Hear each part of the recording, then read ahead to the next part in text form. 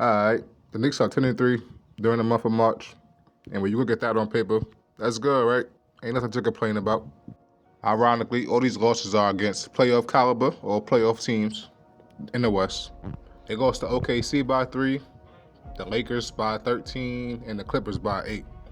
Now let's actually take a quick look at some of these losses because this is where my frustration comes from. Against the Oklahoma City Thunder, you lose by 3. Cat goes 7 for 8, 17-17. Jalen Brunson had 15 assists, only 3 turnovers, but he shot 5 for 18. And you got Mikal Bridges and OG both going 6 for 17. And you still only lose by 3. Those are the losses I hate because that's not a talent gap loss, it's a management problem. Why is Bridges playing 39 minutes shooting like that? If he's not impacting the game defensively at a high level, you gotta sit him. OG, I understand a little bit more. 3 steals, 2 blocks. He's impacting the game, even when he's not contributing offensively. But Cat only playing 32 minutes on a night like that, only getting up 8 shots, making 7. He clearly wasn't getting the plays called for him that game. He wasn't getting force fed. They weren't telling him to dominate. And if they aren't doing that, then what are they doing? Then you look at this Los Angeles Lakers game. And this isn't to bash Bridges, but he just played like shit during these losses. And it is what it is. He had 0 points in 27 minutes. That's a game where he should have not seen the floor in the second half, to start the second half. Why not bench him to start the second half? You worried about his confidence being messed up after that? There's no way you could have thought you still needed him with the way that Luka and Austin Reeves was chefing up their defense. If it's not someone's night, it isn't their night. Like, don't be oblivion to it. This team comes out dead in the water a lot. You have to adjust. That's when you throw in energy guys. That's when you change the tone of the game because the Knicks don't consistently come out with energy. That's when Mike Brown should just throw his whole hand out there just so the guys can see the energy and the fight that he's playing with. Then you have this Los Angeles Clippers game. Another slow start, down 9 at halftime. Kawhi's cooking.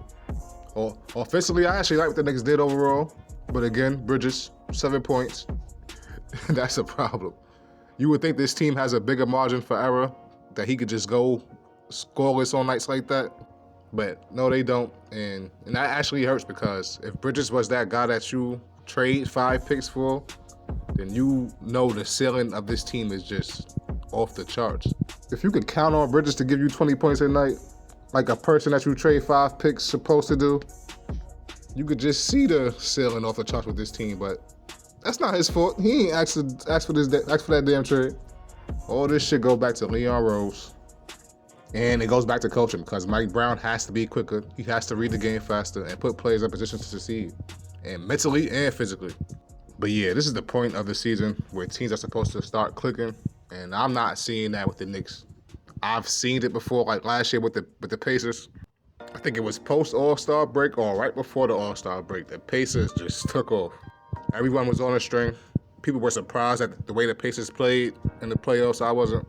The Knicks don't look like that. The offense still gets stagnant. It still feels forced at times. And a big part of that is they really only have one consistent shot creator in Jalen Brunson. The system is basically drive, collapse the defense, kick it out. That only works if you have multiple guys who can consistently create advantages. And right now, that's just Brunson. And that leads to everything feeling predictable, just like it did last year. And am I surprised? No, because I don't think this roster was constructed perfectly. They don't have enough guys who can consistently create, attack, or space the floor at a high level. Like, they have a whole bunch of tweeners, like guys who do a little bit of each thing and not enough of one thing.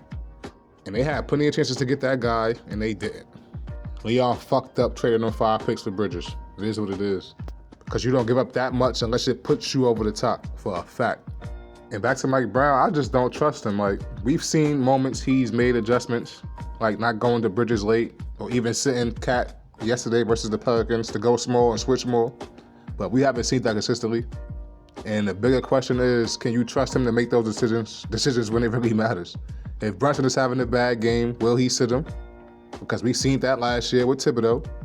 The Knicks had a comfortable lead without Brunson in the playoffs, but he just had to bring him back in because he's Brunson, and the Knicks wound up losing. Does Mike Brown have the balls to not let Brunson finish the game if the team is playing good without him? I don't think so, because there was plenty of instances where Brunson should have gotten benched this year, and we still haven't seen it. Like I said, good coaches will sit anybody if it helps the team win. You have to say these plays from themselves. And the Knicks haven't done that consistently. They haven't had a coach to hold them to that standard consistently. So all these little wins are cute. The Josh Hart hitting 5 threes, hitting the 9 straight threes against these non-playoff teams, that's cute. But then when you see him play against the Pelicans, a good team, a good team in the West, he doesn't even attempt a three-point shot. But yeah, I really like the way Cat's been playing lately. I don't love it, but I really like it. I want to see him take at least 18 to 20 shots a game, be more aggressive. Now, the Knicks have a tough stretch coming up. Charlotte, OKC, Houston. These are some real tests. If the Knicks are serious, they should show it in these games. So yeah, I'm watching everything right now. The coaching, the urgency, the communication, the adjustments between the players and the coaches.